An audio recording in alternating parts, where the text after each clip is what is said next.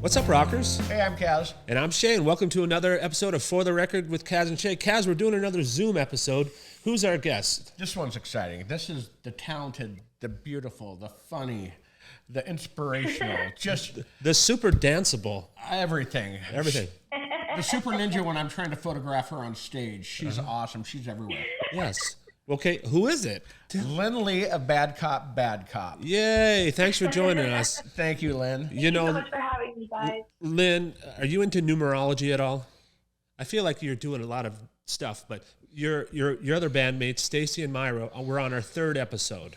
The third episode we ever did. And so this is our 30th episode. And I just looked. Oh. 3 and 30 had something to do with spirituality and sincereness. What was the other thing? I looked it up. And understanding. So let's have a very spiritual and understanding interview, okay? Okay. Okay. So, Lynn, you are the daughter of Vietnamese immigrants, right? Refugees. Yeah. Can you tell us how they came to America? What was that process like? And then we'll just dive in. Well, so my mom, my dad, my oldest sister, and my middle sister, my mom was pregnant with my middle sister when this was all happening. They left Saigon in 1976. They were one of the term boat people. They essentially escaped Saigon from all the chaos and everything on a boat that when my dad was still alive, he would talk about like the boat only being meant for like 75 to 100 people, and there were like 300 people on the boat, and you could like reach over and like the water was like right here kind of thing.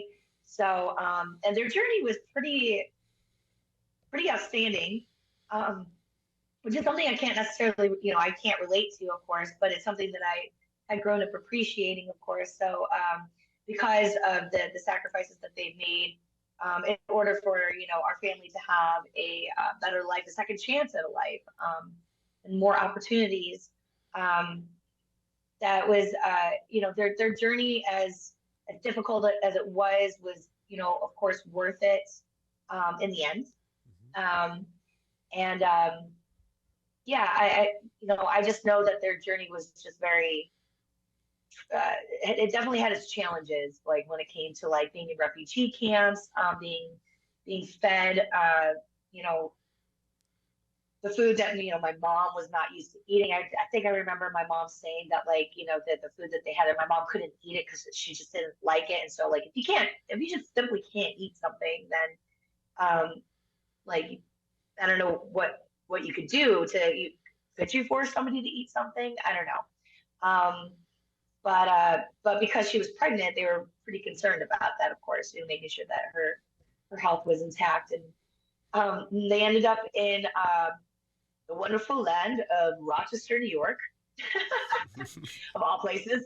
And they were like sponsored, it was my family and an extensive part of my dad's side of the family. My mom's side of the family, massive part. They spread out all over the place, like Southern California, Australia, they're all over the place. But mostly my dad's side all immigrated at the same time as my family and ended up in Rochester.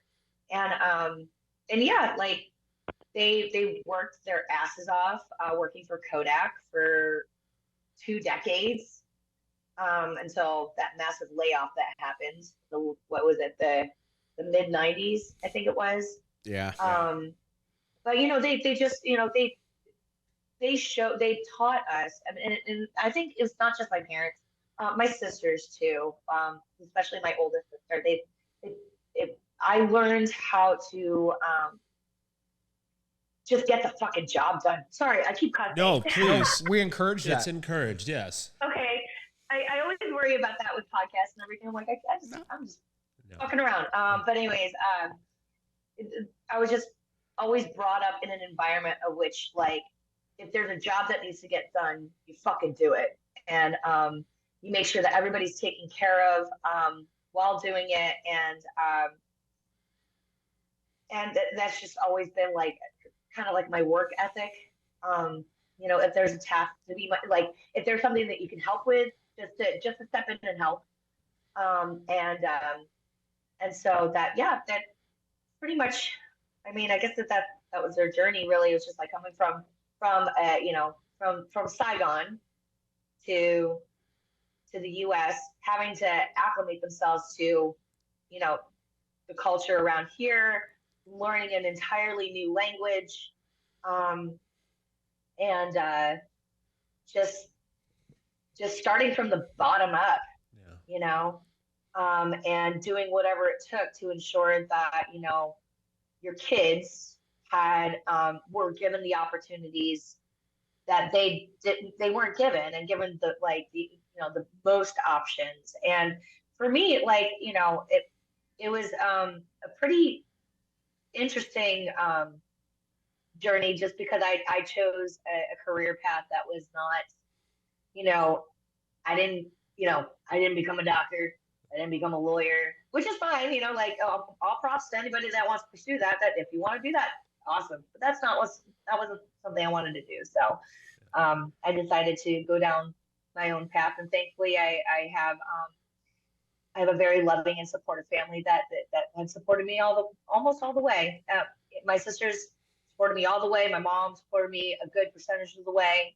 So very, very fortunate to have that. Yeah. So I don't know if you remember. So, we briefly talked to you in August in Denver at Punk and Drublic. That's when Stacy and Brian kind of got the connection. And then at Antifest in Portland, we interviewed Stacy and Myra, and it was such a big deal for us. This was like our third episode, and holy shit, we just interviewed like two people from an amazing band. And I talked to you afterwards, and I tried to say how much the song Pursuit of Liberty resonated with me. I'm obviously not Vietnamese, but I married a Vietnamese woman. I'm no longer married to her.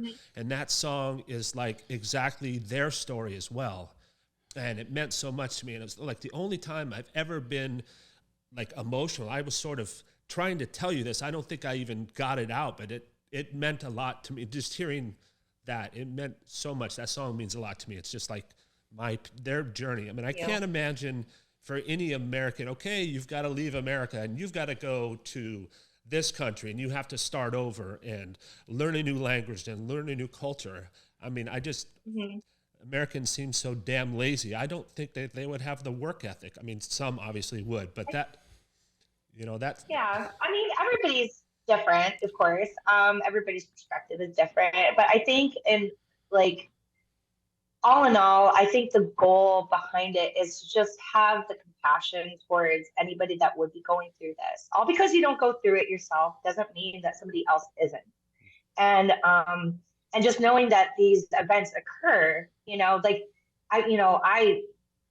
I see all the time, like these boats that capsize in the Mediterranean, and there's organizations like Sea Watch Crew where they're working diligently to help these migrants get through the Mediterranean. Some people from these organizations are getting arrested by their own countries because they're helping these. Like, the fact that you would get punished to help these people is mind-boggling to me. And the term, like, they didn't come here legally. Like, I'm sorry, suck my dick with that fucking phrase, by the way. Like, fuck that.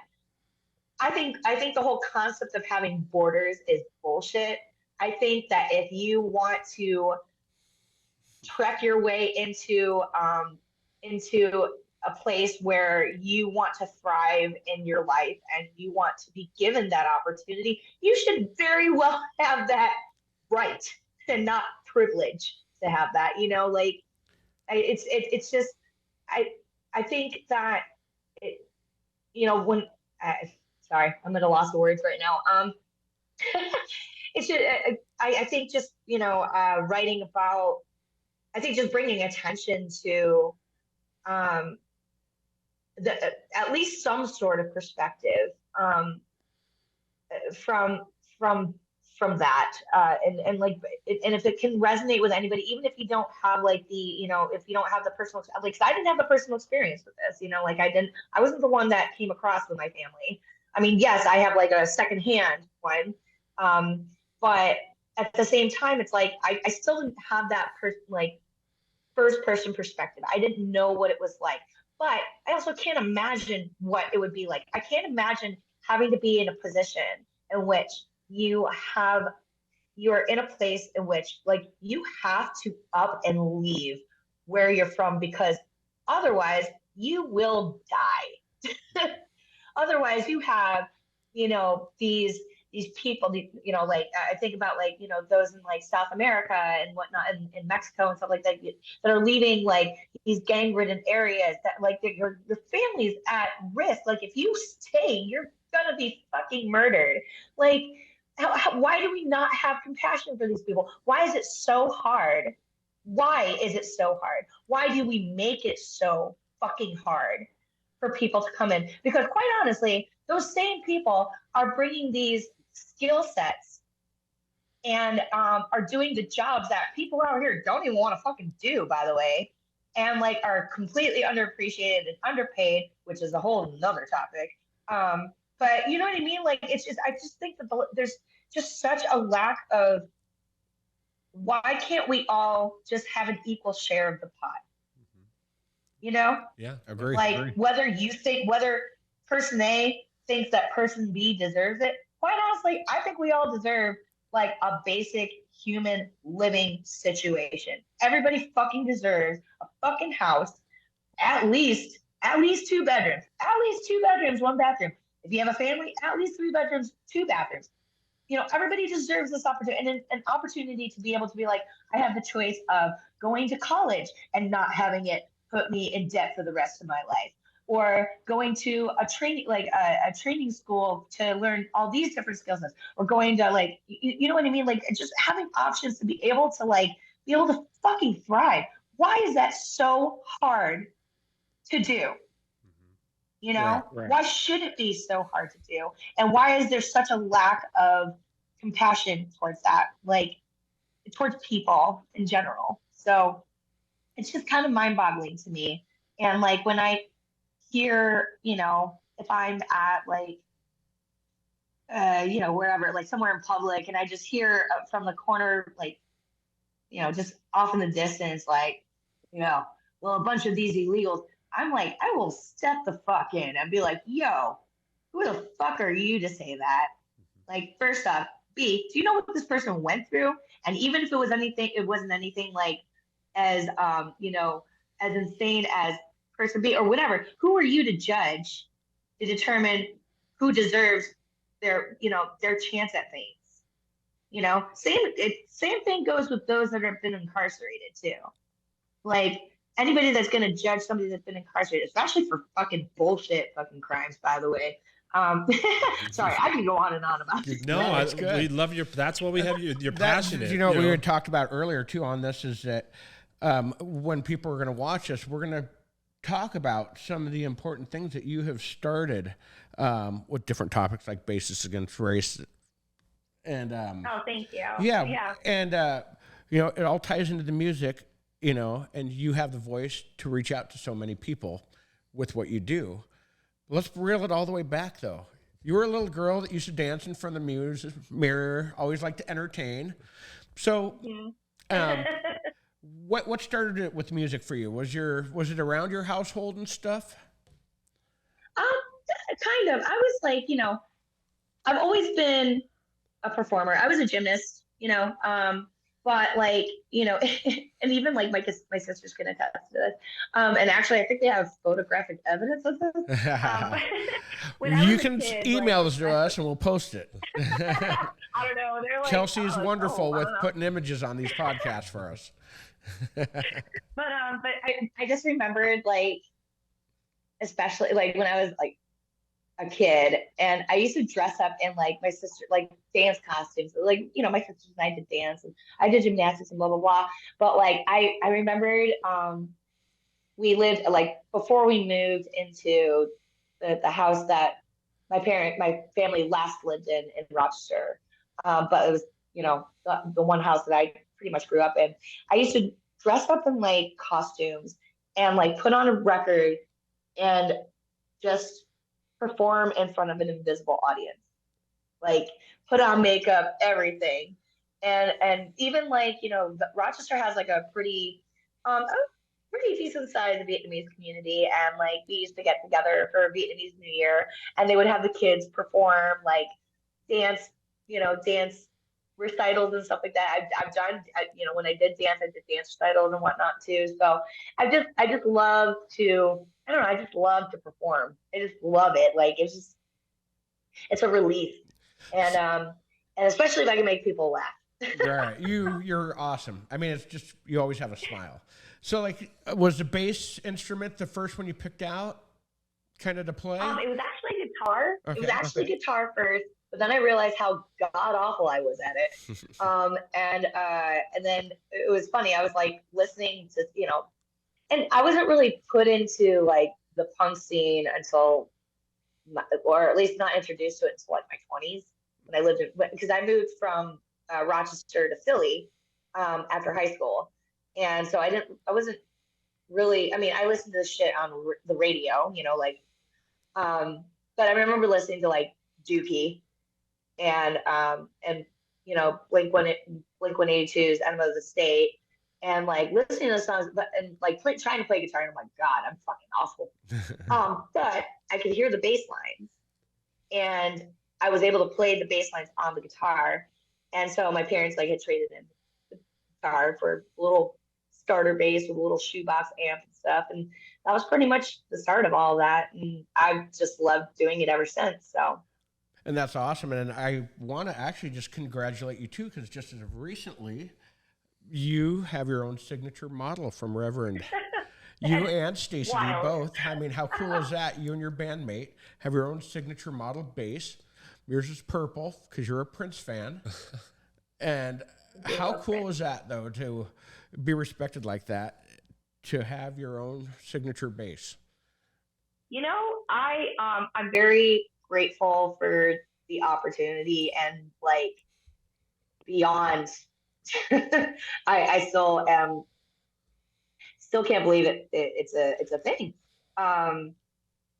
Honestly, though, in full transparency, like I'm thank you, Ken, thank you, Penny at Reverend. I am forever grateful for this. Like, thank you for believing me. Like, this is not,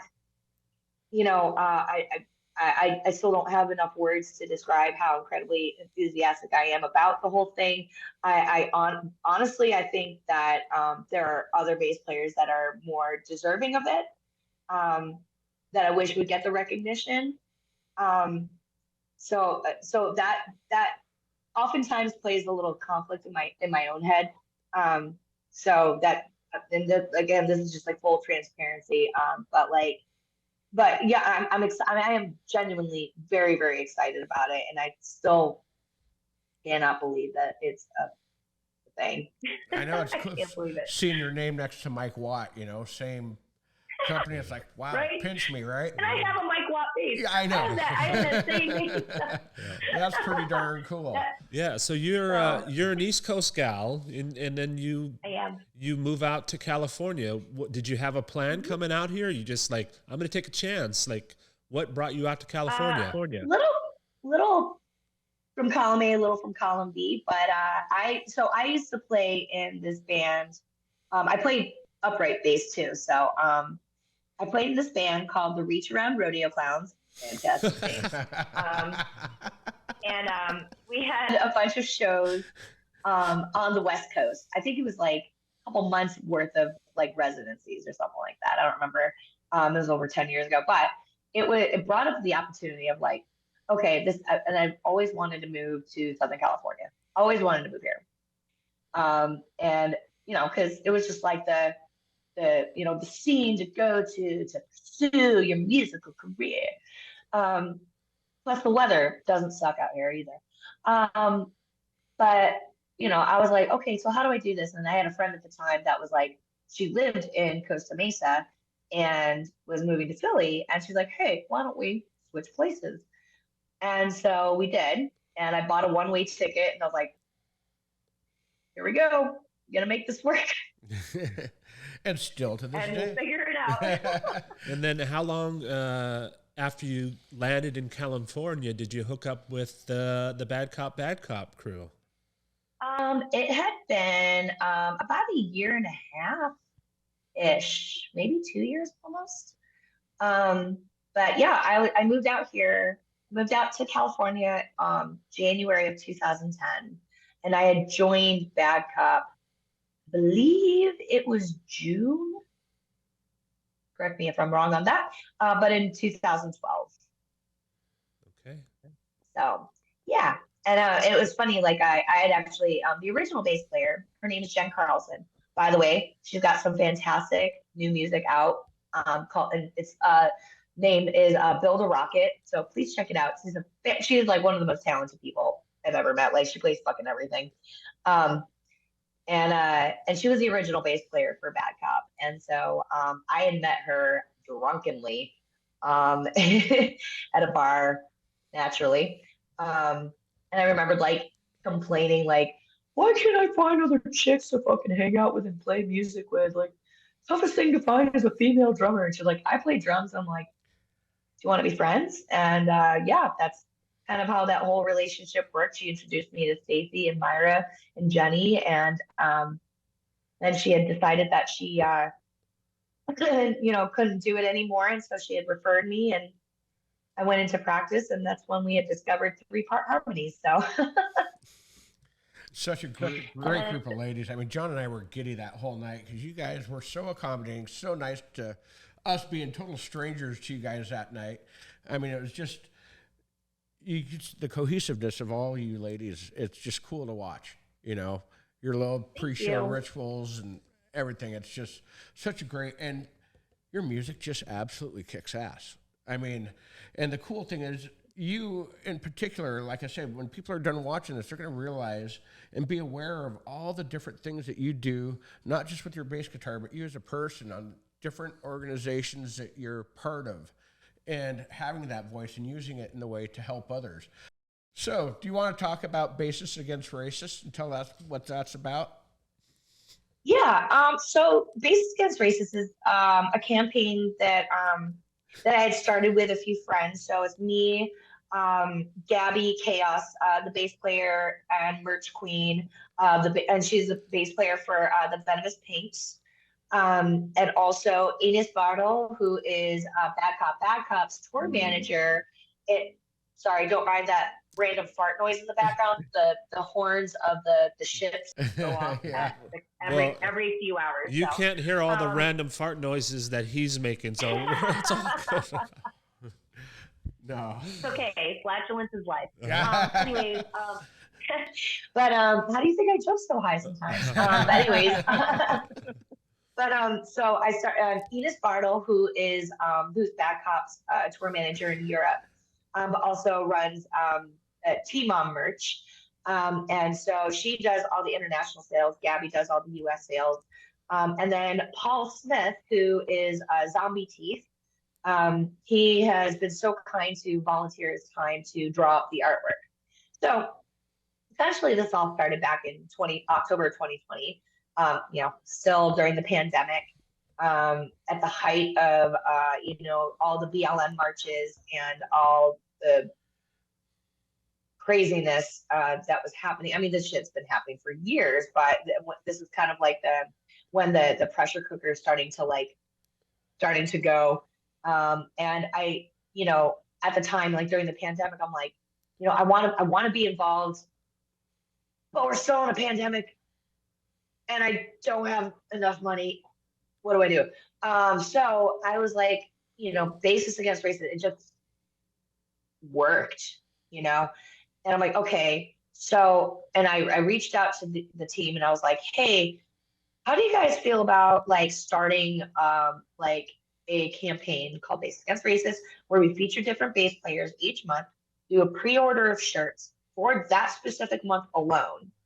So that way it's exclusive and there's a sense of urgency. And the proceeds from the sales, obviously will pay for, production costs for each of the printing companies, but then the rest of the proceeds go towards, anti-racist, pro-LGBTQ, pro-abortion, pro-refugee related organizations. And it can be up to that basis choice, or if they have their own organizations they want to contribute to. And and we'll just keep it going. And so, and it could be of all genres. There's no specific genre that we need to stick to. This is just, and plus, you know, the bass player is always the butt of every joke anyway. So I was like, I want to give a little shout out to that. But yeah, and I just started it up, and it's been going ever since. Like this month we have Todd Morse that plays for the Offspring. We've had, you know, in the past we had Shea Edelkon from the Gorillas. We had Georgia South of the Nova Twins. Eloise Wong from the Linda Lindas. We had Joe Principe of Rise Against. Chris Number Two of Anti-Flag. Gabby, of course, was featured on there.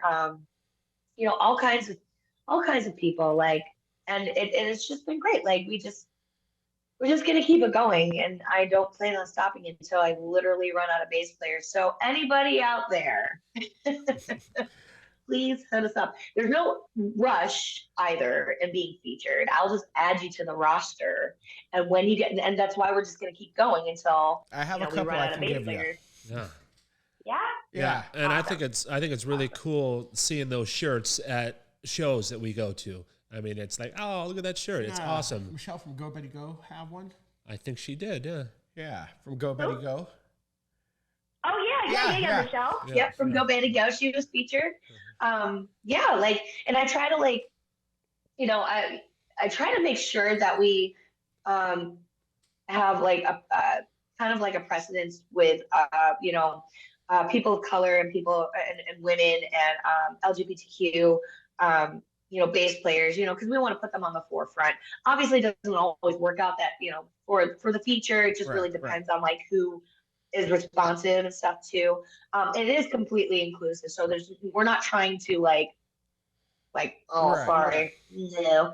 I want to just make sure that, you know, they get recognized, like the bass players, you know, show their solidarity, get recognized, but also while doing that, we're trying to raise money for these organizations that is so pivotal that they receive these funds, because there's so much shit. There's so much shit that's happening right now, and it's fucking disgusting. Like, I can't, like, I every time I see Ron DeSantis' face, I try not to want to be violent, but Jesus Christ, I would end that motherfucker. I would end him. Well, you I was just like, put me in a cage with Lauren Boebert and Marjorie Taylor Greene any fucking day. Especially, and they can't bring guns. I know they're very gun friendly, but you can't bring a fucking gun to a fist fight with me. No, I'm kidding. But it's just like it just drives me absolutely mental that there are people out there that choose to be that awful, to choose to like not that choose to like want to do away with somebody just purely existing, you know. yeah. And I can't be quiet about it. I can't just stand aside and let these motherfuckers try to take over. You know, the only thing I can do is just try my best into doing what I can to help with elevating and acknowledging these situations and like raising awareness with these situations. Because like if people don't know about it, then if you know about it and want to do something about it, great. If you don't, then that's your choice too. Sucks, but you know, I'm not going to try to tell you what to do, but at least I've spread the word around. Yeah. But if you choose to deliberately discriminate against any sort of marginalized group, I'm sorry, but fuck off. Yeah. Well, we love that you're using your voice for this, and your whole band is all about that. I mean, it's so great, and you can't see her, but Kelsie is back behind the screens just cheering you on. She loves hearing everything that you say. You've got Kelsie, did you want to sit here and For ask real. Like, no? Okay.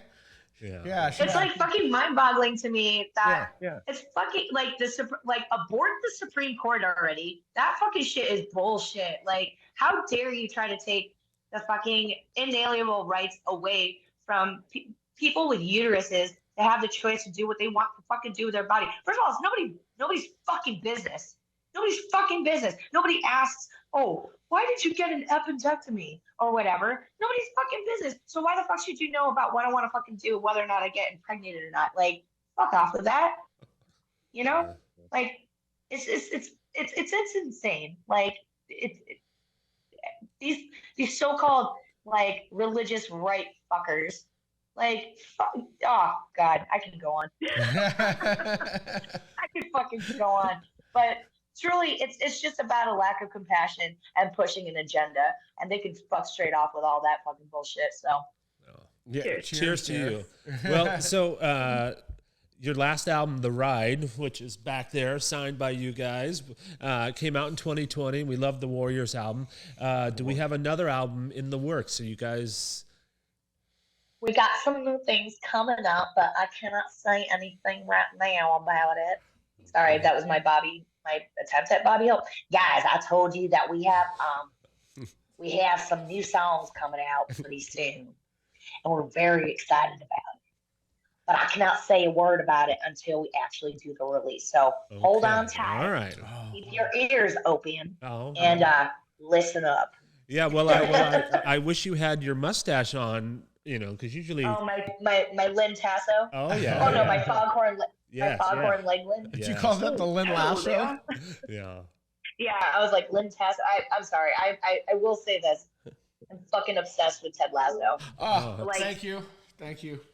Seriously, I'm like, okay, there's fucking plenty of fantastic shows out there.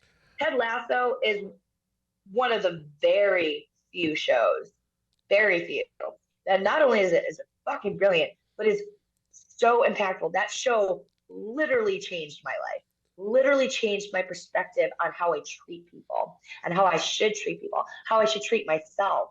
And like, I like one of my favorite quotes is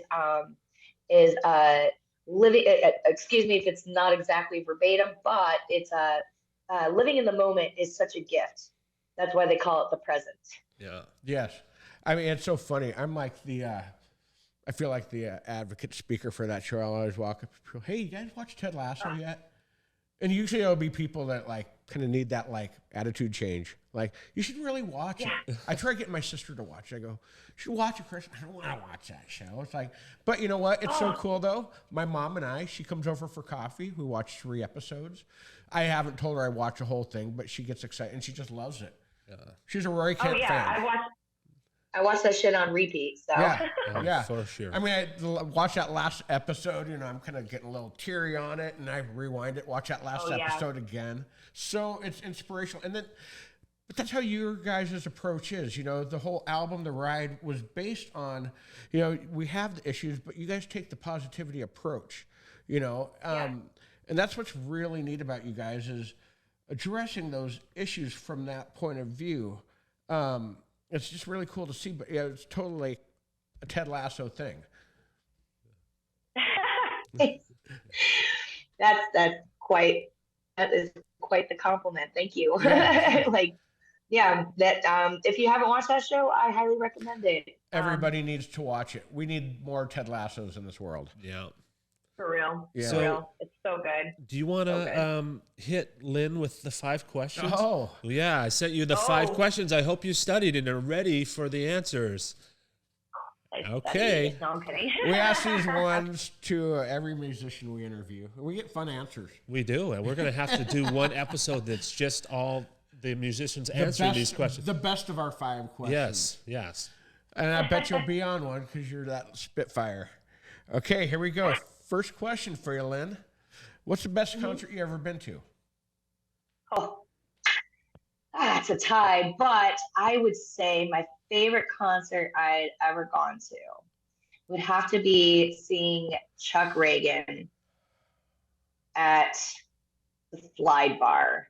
I don't remember what year it was, but I just remember crying my eyes out. That's so good. And you know, and it's a tie because that show, and seldom do I ever like cry at a show. It has to be like gotta hit in and out of my soul.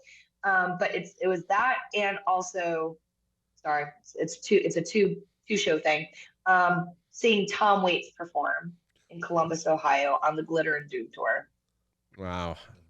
He's still on my list. Yeah. You know what's funny is still work at a grocery store for the medical benefits, but I used to work at one, and Ricky Lee Jones would always come in.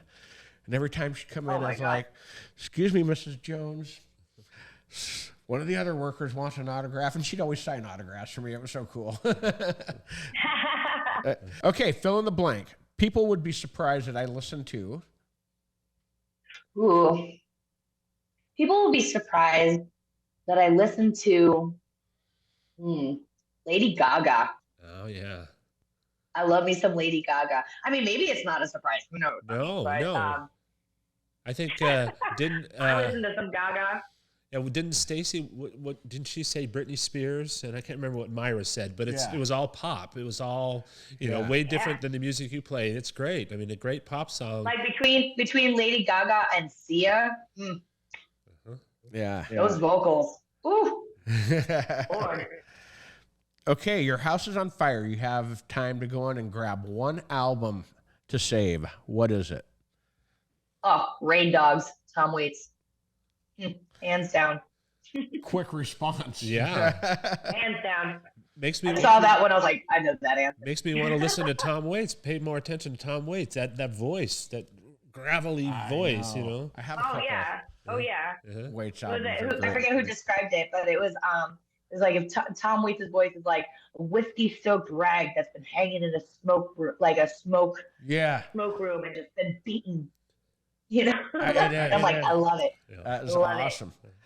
Okay, Lynn, you win the lottery. Money's no object. You're having a celebration party for it. What band do you hire? Ooh. I would probably have, I'd probably have Hot Water Music play.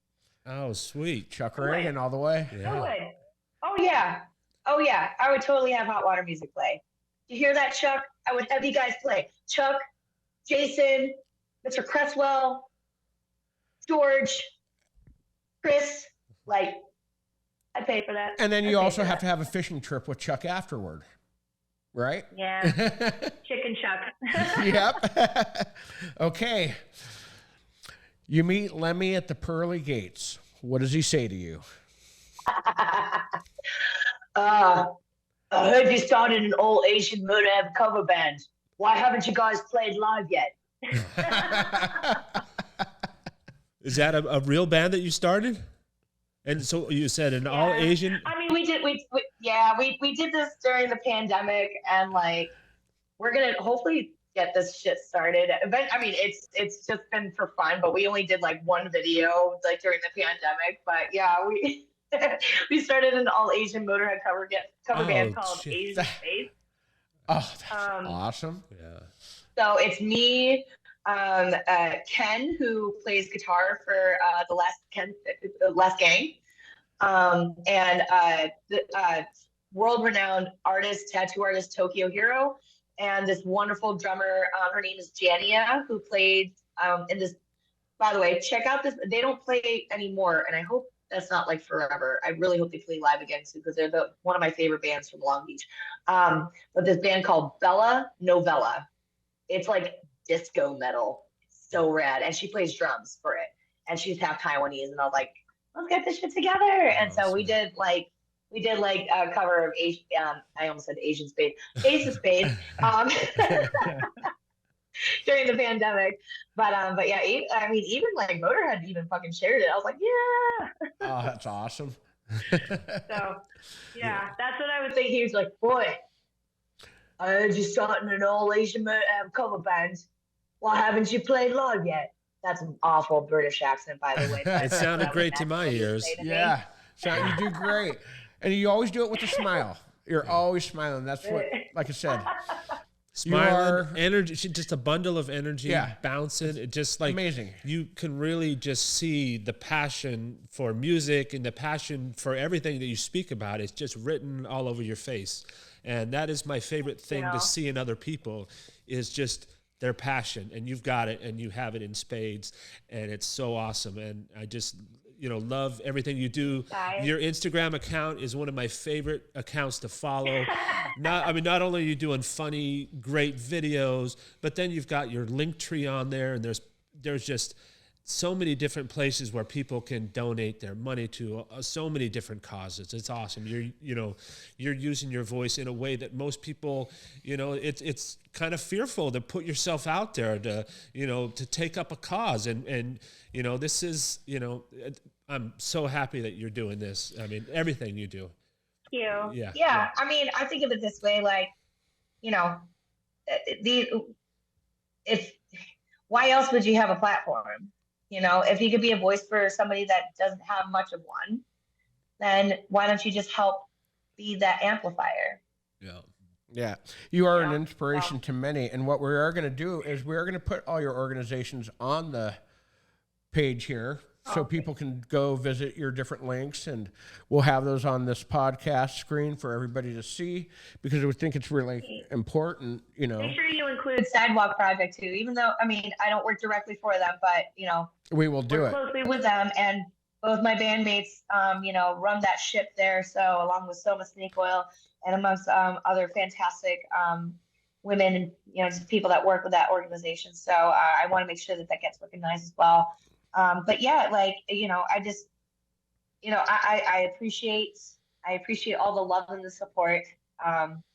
But really, we just got to do better for each other, and do what we can to better ourselves and better each other, and be there for each other, because if we're not there for each other, then, we're fucked. Yeah. So tell us what the rest of the year has in store for Bad Cop. You're about to go out with Venomous Pinks during Europe. Yeah. Well, we have, we're doing the Punk Rock Stage Lives little festival thing in Denver next week. And then right after that, we do Europe for a few weeks with the Venomous Pinks, playing some fun festivals. Very excited about that. The Venomous Pinks are they're my Phoenix Vatas. And they were so, I'm so honored to have been a part of their most recent album. They had me help produce it, which I don't have any experience in producing shit. So when they asked me to be a part of it, I was like, you guys know I have no experience in doing that, right? And they're like, we want you to be a part of it. And I was like, okay, I'll fucking do it. Fuck it.